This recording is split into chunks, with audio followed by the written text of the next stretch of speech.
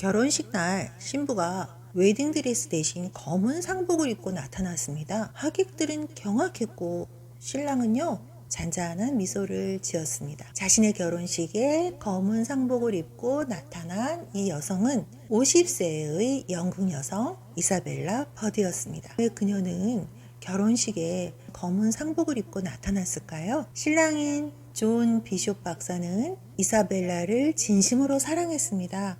수년 동안 청혼을 했는데 계속 거절을 당했죠. 그러다가 이사벨라가 사랑하는 여동생 헨리에타가 장티푸스에 걸렸고 46세라는 나이로 죽었습니다.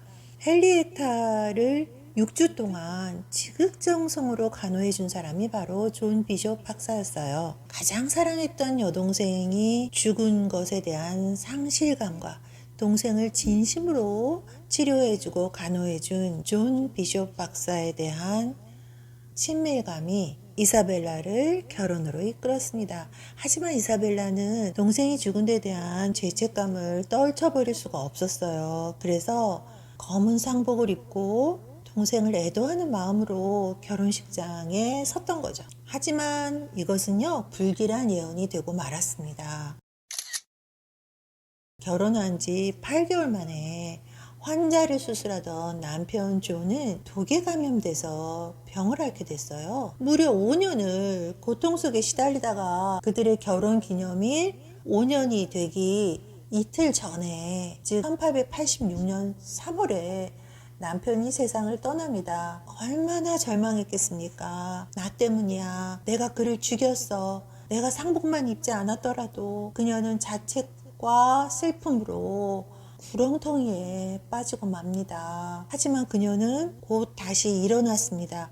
남편이 남긴 말이 생각났기 때문이에요. 남편인 존 비숍은 그녀의 자유로운 영혼을 정말 사랑하는 사람이었거든요. 그래서 이런 말을 평소에 했어요. 나의 가장 큰 라이벌은 그 누구도 아니고 이사벨라의 마음속에 콕 박혀있는 중앙아시아의 고원지대다. 당시 이사벨라는 여행가로서 아주 유명한 사람이었거든요. 남편의 이 말을 떠올리면서 이사벨라는 다시 일어섭니다. 1890년 59세의 이사벨라가 다시 일어나 세상에서 제일 험난하다는 여행길에 오릅니다. 페르시아요. 이사벨라가 페르시아로 간다고 하니까 영국 당국에서 완전히 막 난리가 났어요. 안 돼요. 여사님, 거기는요 얼마나 추운데요. 거기 1만 킬로를 가야 되거든요. 그 도중에서 사는 부족들이요 얼마나 거칠고 싸납고 위험한데요. 정말 안 돼요. 거기 사람들은요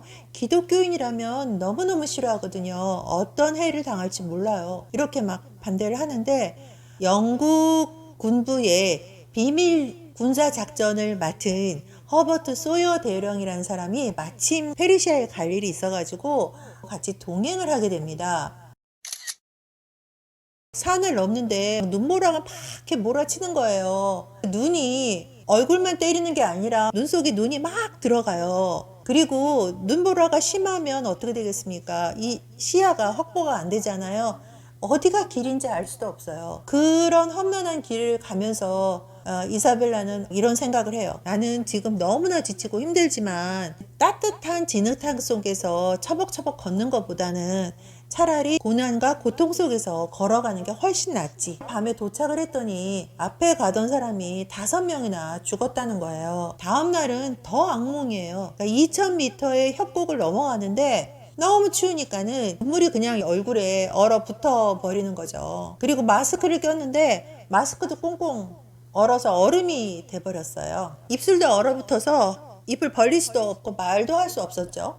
차라리 저 눈 속에서 얼어 죽는 게 낫겠다. 마을에 도착하고 나니까 그날은 3사람이 또 죽은 거예요. 얼어 죽었어요. 거기는 바크테리아족의 땅이었는데 이사벨라는 그 마을 사람들에게 약도 나눠주고 치료도 해주고 그랬어요. 거기까진 참 좋았는데 아침에 일어났더니 자기 가방 속에 있는 돈이 몽땅 도둑 맞은 거예요. 음식이랑 의료 장비까지 몽땅 다 없어진 거죠. 얼마나 낙담을 했겠습니까? 보르제르드라는 데에서는 권총으로 위협도 받았어요. 이유는요 단 하나예요. 여자라는 이유만으로 남자들이 이 이사벨라를 협박하고 욕을 하고 아주 난리도 아니었던 거죠. 하지만 이사벨라는 페르시아의 춥고 위험하고 험난한 여행길을 1만 킬로미터를 다 완주를 합니다.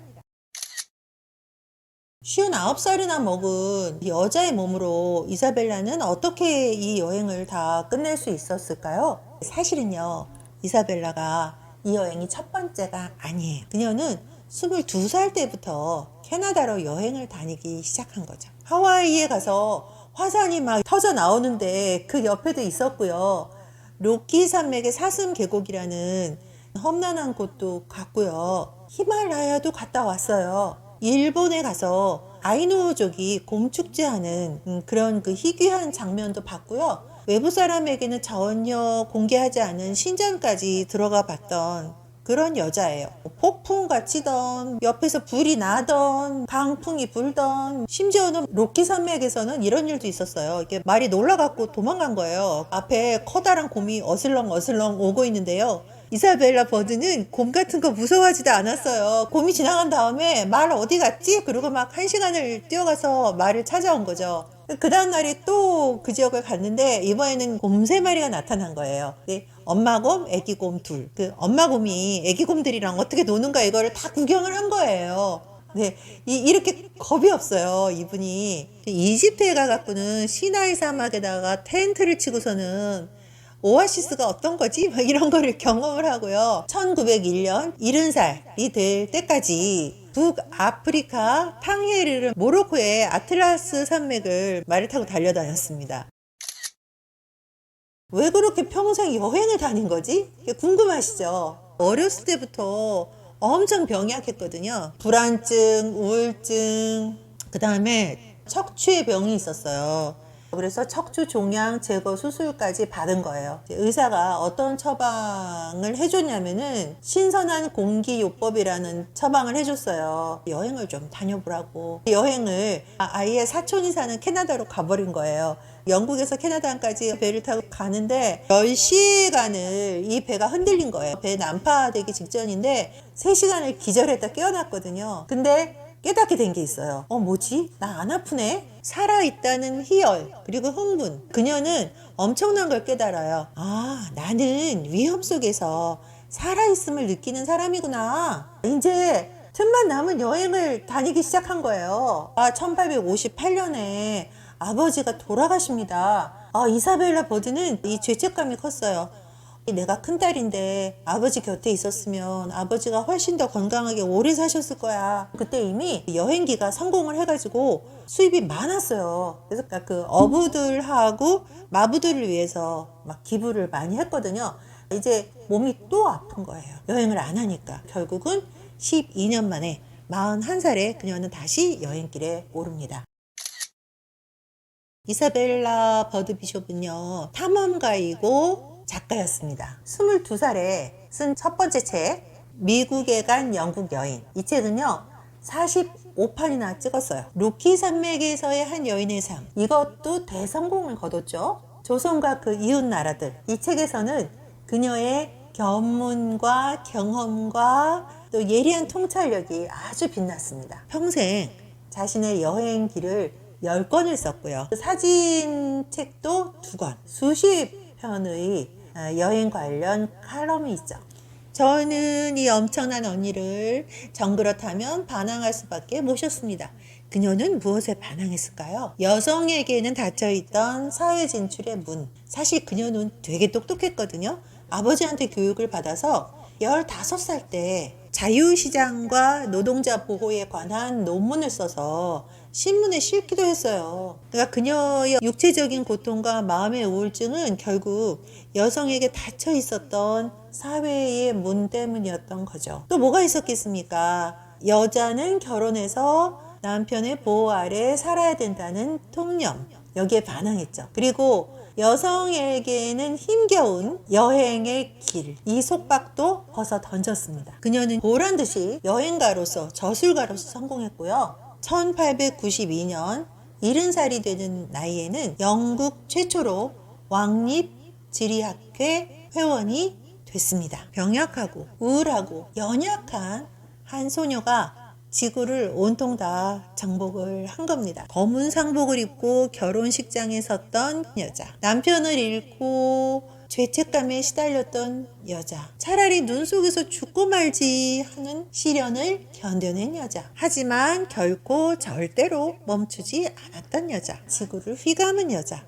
이 놀라운 여성 이사벨라 버드 비숍의 이야기를 들려드렸습니다. 여러분 끝까지 들어주셔서 감사합니다.